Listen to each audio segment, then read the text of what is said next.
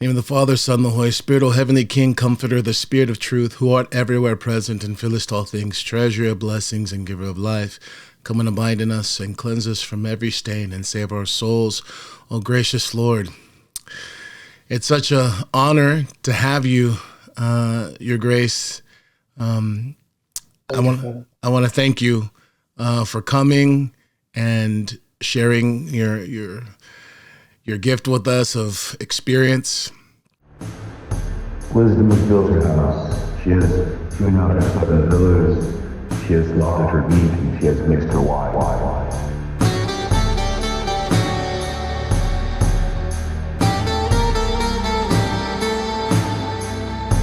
She has also furnished her table. She has set out her baby. She cries out in the highest place of the city.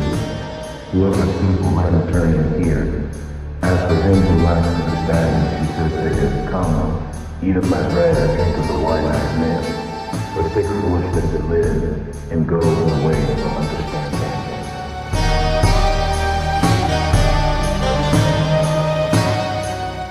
One of the things I want to touch on, Your Grace, is you and your life, your path, starts with incredible pain. Incredible pain. And the absence of your mother, the difficulties of your father. The first question I want to ask you, which I think it might even take up the whole of our talk, I don't know, we'll see, but I want to talk to you about, I want you to speak to us about forgiveness. Your Grace, I want you to speak to us about what is forgiveness? How do you forgive? What is the fruit of forgiveness? What have you learned about forgiveness? What has forgiveness done for you? It's so difficult for us to forgive. I feel like everything is difficult for us in these modern times. We are intellectual, but more importantly, spiritual infants. And in many regards, this is a difficult word these days, but I don't know how else to say it. But we in the modern age are, let's say, developmentally challenged. We are so spiritually immature. And I'm speaking about people within the Orthodox Church, people who are even oftentimes clergy and monastics. I'm not even speaking about those in the world. We are so spiritually not just malnourished, but underdeveloped, retarded, as some would say. And one of the fruits of that is we don't know how to forgive. We understand it intellectually. We talk about it. We know that it's one of the commandments, but we find it so difficult to forgive. And if you can, maybe even speak to us a little bit about resentment, because the inability to forgive and resentment, I find, is probably one of the top 3 obstacles to Christ, obstacles to authentic spiritual transformation, obstacles to joy. Can you speak about that, Your Grace? Okay. It's a very interesting question, what you're asking, Father. I guess more or less in our lives, we go through what you just described. We either hurt others without understanding or intentionally, or we receive this hurt. So it's important for all of us to share a few thoughts on that. A couple of things, and we'll see where this gets us. So they say that the only bird that challenges evil is a crow. And the crow, it's so annoying sometimes that it just goes on top of the bird and tries to beat his head and stuff. But what the evil does, what the eagle does, he doesn't fight back. He just starts flying up. The difference between the crow and the eagle is that the eagle has the ability to fly very high, where the oxygen is low. So the crow follows the eagle, but at some point it can't breathe, so it gives up. In our lives, when we have enough spirituality, when we know ourselves and God enough, we don't have insecurities. And when we don't have insecurity, at some point, and from some point, we don't need to worry about the people who persecute us. It's like we do what we have to do. Our work proves if we are eagles or crows, and we just keep going. Why would I have resentment when God has blessed me enough to focus on that instead of looking back? If I look back, it's like I waste my life and my energy. If I move on, I complete the purpose why God has created me. And that's about it. But we need to also understand the mentality of the people that sometimes hurt us. So I always have this picture in my mind. Imagine a little bird which is full of wound. It's bleeding. The wounds are open. And you try to protect it or pet it or touch it with friendly intentions. And the little bird starts screaming. This has nothing to do with us. It has to do with the wounds that it carries. So this is how these people usually are. They are full of wounds, and some of them they are self-created. Their ego, their narcissism, or whatever the environment has done to them while growing up, and they haven't really resolved issues within themselves. So when they come to association with us, they usually scream, they usually complain. They can even try and attack. We need to understand that the problem is not us. The problem is them. And their scream, their complaints have nothing to do with us. It has everything to do with them. So understanding that as well, I guess, gives us the freedom to deassociate their behavior with what we are worth. If this makes any sense. Absolutely. And we move on. The hurt in my life was not just back then. The hurt in my life continues because, unfortunately, some church leaders, they feel insecure around me and they persecute me and they don't allow me to have a position in the church. However, I'll tell you from this recent struggle. So when I was young, I started studying physical therapy, but I actually wanted to become a psychoanalyst, which I didn't do because I went to the monastery in Simonopetra, and I was very blessed that I had the opportunity to go to the monastery. A few years later, Elder Aimilianos got sick. If I didn't join the brotherhood when I did, I would have lost the opportunity of meeting him. I would have not been the same person. So the timing was perfect. However, I gave this up, although it was something that, as a lay person, it was a dream, and I gave it up. Now, when I was in Australia, it came to a point that I had to leave Australia because the church leader, whatever. So, pushing me away from the country and pushing me like to desperation according to his standards, so that he would backstab me. He would lock doors behind me so that I would not be able to go through. And all this led me to have as the only option to come to America, not as a bishop, but as a student. And now I'm 54. I started studying a master's in Christian counseling, and I thought, if I want to survive in America, I might need to do something different. And I was transferred to professional counseling. So I'm now a master's in professional counseling, which is what I wanted to do as a teenager. So basically, through all this persecution and through all this pain, God gave back to my hands what I had previously given up for him. God works in mysterious ways. So basically, we also need to understand that the people who persecute us, like Pharisees, Sadducees, crucified Christ, but they are our greatest benefactors. They did wrong. No one can doubt that. But God is so lovingly unjust that he takes this dirt, he takes this evil, he takes the form and transforms it into roses. This is what God has done in my life.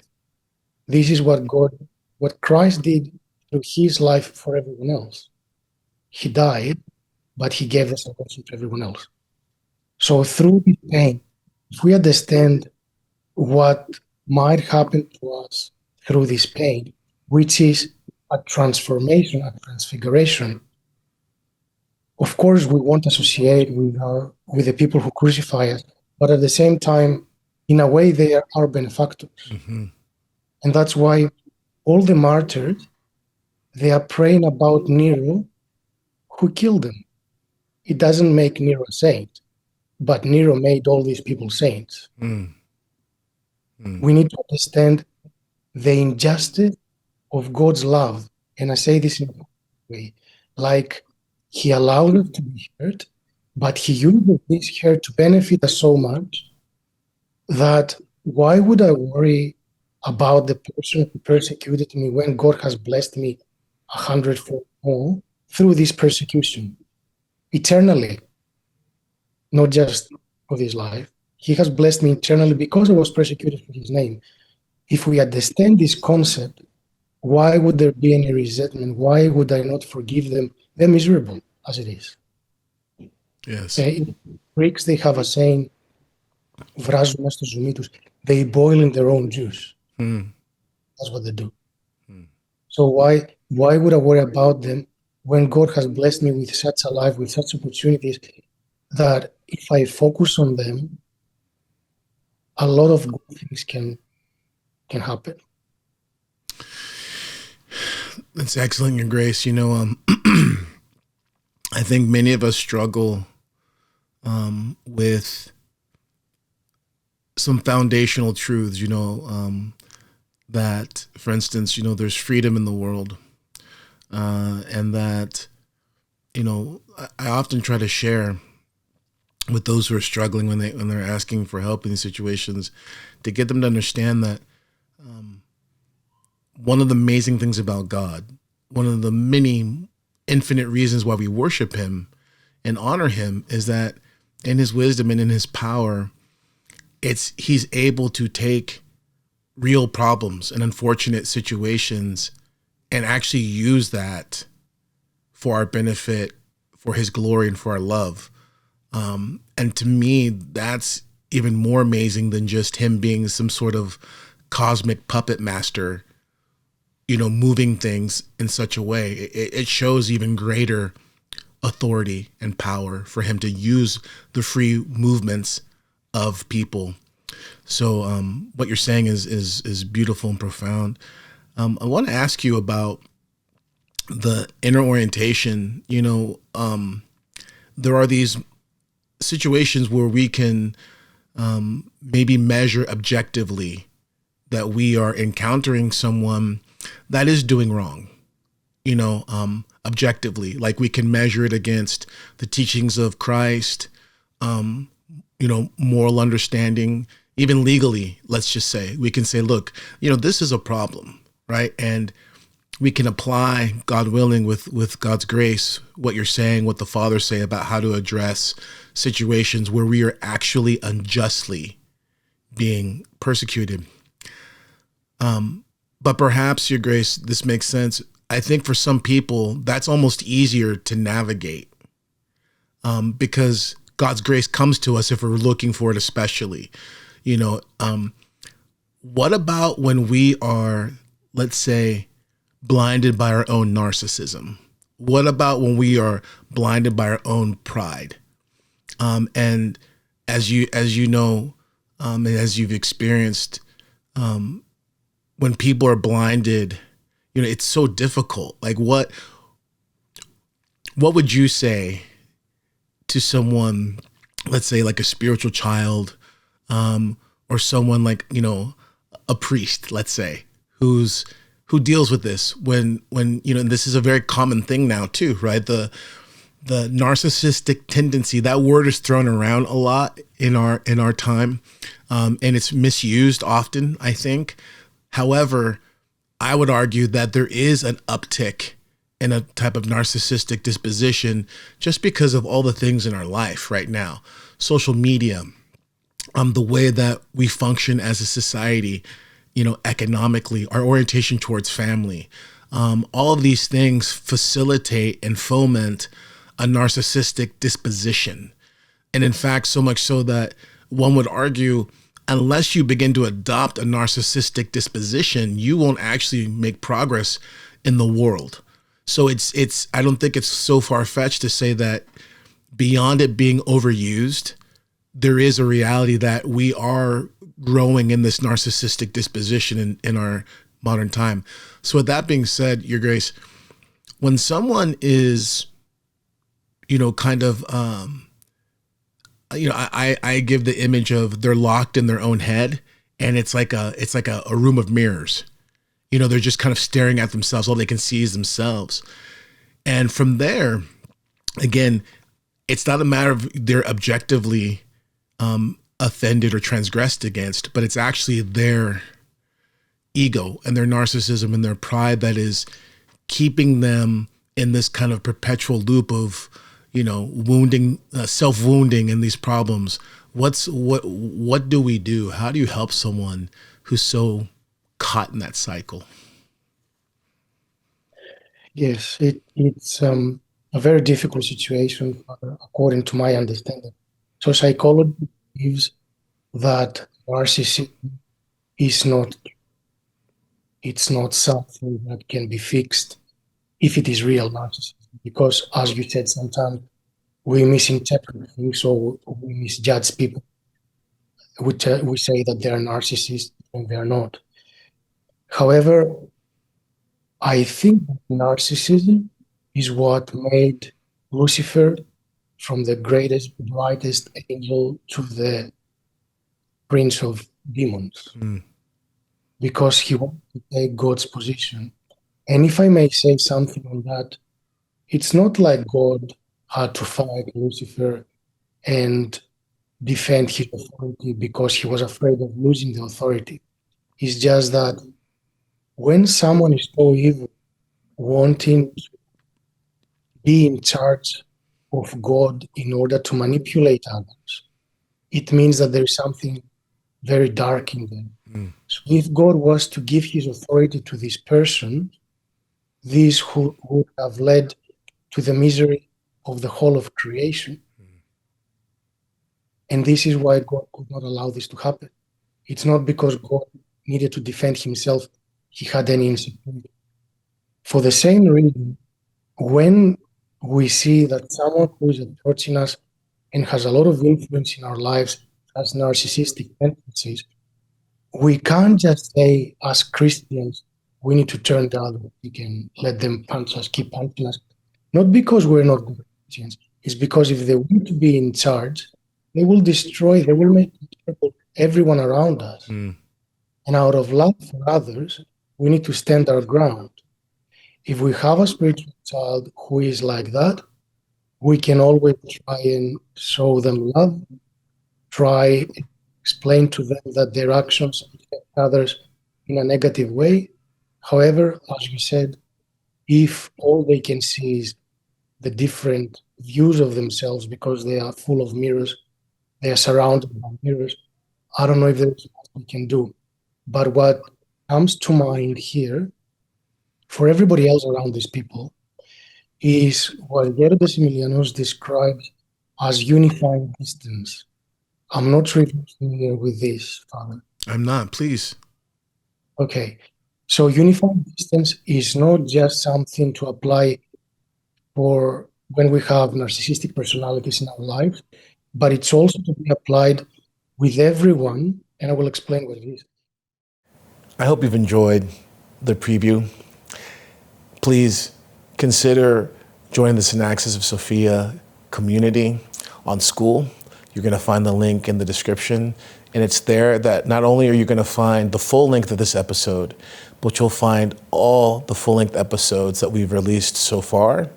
Also here, you're going to have exclusive access to the content of my catechism, various lectures and teachings. There's community engagement on everything ranging from the saints to spiritual warfare to just the general life in the church. It's a place where people want to be there to encourage others and not to get into fruitless debates. So please, if you enjoyed this content, join the Synaxis of Sophia on School, link in the description, and we'll see you there.